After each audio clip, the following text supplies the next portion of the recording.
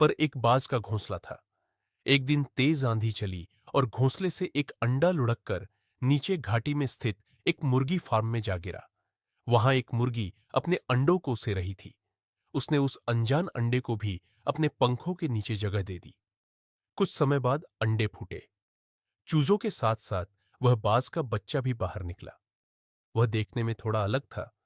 उसके पंजे बड्ढे थे और चोंच मुद्दी हुई थी। लेकिन क्योंकि वह मुर्गियों के बीच पैदा हुआ था, उसने खुद को एक बद्दा चूजा ही माना। बाज का वह बच्चा मुर्गियों के साथ बद्दा होने लगा। वह वही करता जो चूजे करते। वह जमीन खोदकर दाने और कीड़े ढूंढता। वह डरी हुई आवाज में कुद्द कुद्दाता। वह कभी कभी पंख फदफदाता, लेकिन मुर्गियों की तरह बस 2-4 फीट उड़ते कर वापस जमीन पर आ जाता।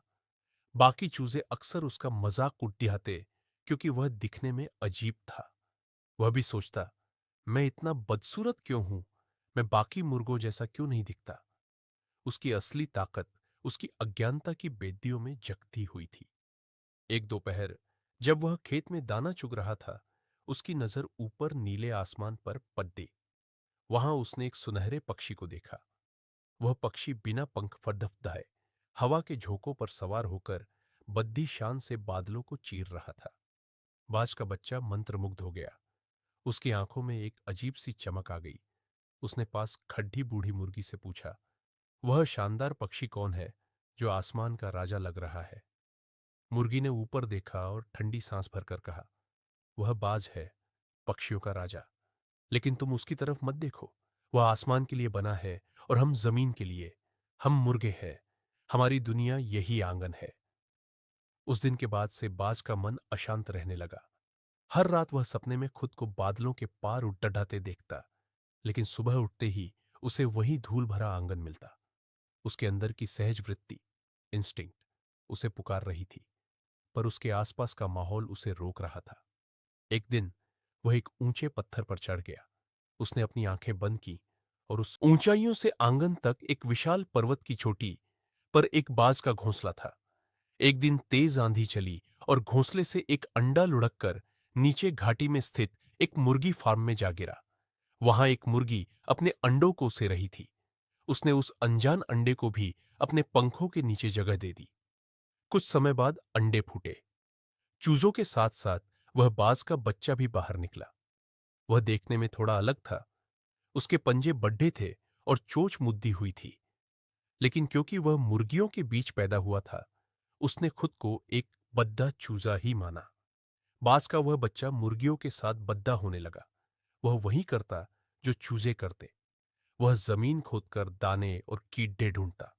वह डरी हुई आवाज में कुद्द कुद्दाता। वह कभी कभी पंख फदफदाता, लेकिन मुर्गियों की तरह बस 2-4 फीट उड़ते कर वापस जमीन पर आ जाता। बाकी चूजे अक्सर उसका मजाक उड़ाते, क्योंकि वह दिखने में अजीब था। वह भी सोचता, मैं इतना बदसूरत क्यों हूं? मैं बाकी मुर्गों जैसा क्यों नहीं दिखता? उसकी असली ताकत उसकी अज्ञानता की बेदियों में जगती हुई थी। एक दोपहर जब वह खेत में दाना चुग रहा था, उसकी नजर ऊपर नीले आसमान पर पड़ी। वहां उसने एक सुनहरे पक्षी को देखा। वह पक्षी बिना पंख फडफडाए हवा के झोंकों पर सवार होकर बद्दी शान से बादलों को चीर रहा था। बाज का बच्चा मंत्रमुग्ध हो गया। उसकी आंखों में एक अजीब सी चमक आ गई। उसने पास खड्डी बूढ़ी मुर्गी से पूछा, वह शानदार पक्षी कौन है जो आसमान का राजा लग रहा है? मुर्गी ने ऊपर देखा और ठंडी सांस भरकर कहा, वह बाज है, पक्षियों का राजा। लेकिन तुम उसकी तरफ मत देखो। वह आसमान के लिए बना है और हम जमीन के लिए। हम मुर्गे हैं। हमारी दुनिया यही आंगन है। उस दिन के बाद से बाज का मन अशांत रहने लगा। हर रात वह सपने में खुद को बादलों के पार उड़ाते देखता, लेकिन सुबह उठते ही उसे वही धूल भरा आंगन मिलता। उसके अंदर की सहज वृत्ति, इंस्टिंक्ट, उसे पुकार रही थी, पर उसके आसपास का माहौल उसे रोक रहा था। एक दिन वह एक ऊंचे पत्थर पर चढ़ गया। उसने अपनी आंखें बंद की और उस